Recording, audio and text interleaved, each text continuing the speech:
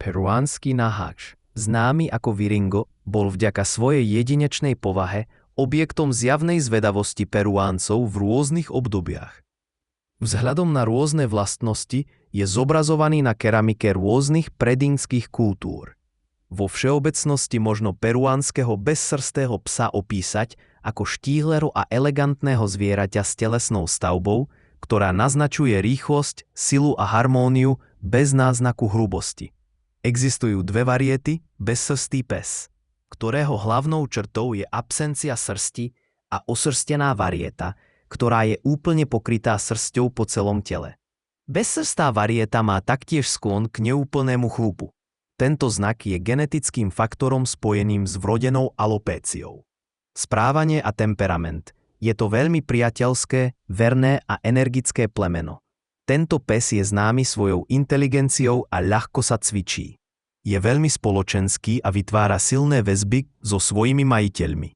Často sa považuje za veľmi láskyplného a prítulného psa. Je tiež veľmi ochranný voči svojej rodine a môže byť obozretný voči cudzím ľuďom. Má silný lovecký inštinkt, preto je potrebné venovať pozornosť jeho socializácii. Zvyčajne je pokojný, ale môže byť hravý a aktívny, najmä ak je vonku.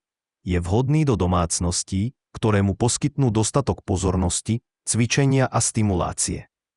Má hladkú, bezsrstú pokožku, ktorá je teplá na dotyk a môže byť rôznych farieb. Niektorí jedinci môžu mať jemné ochlpenie na hlave, nohách alebo chvoste. Jeho telo je svalnaté, s dlhými štíhlymi nohami, čo mu dáva rýchly a pohyblivý vzhľad. Hlava je štíhla, s výraznými očami a ušami, ktoré sú často vzpriamené. Tento pes pôsobí veľmi ušľachtilo a elegantne, s osobitým, ale zároveň príjemným vzhľadom. Peruánsky naháč je vynikajúcim strážcom, ktorý je veľmi pozorný a ostražitý. Má vynikajúci sluch a v prípade potreby vie rýchlo reagovať na potenciálne hrozby.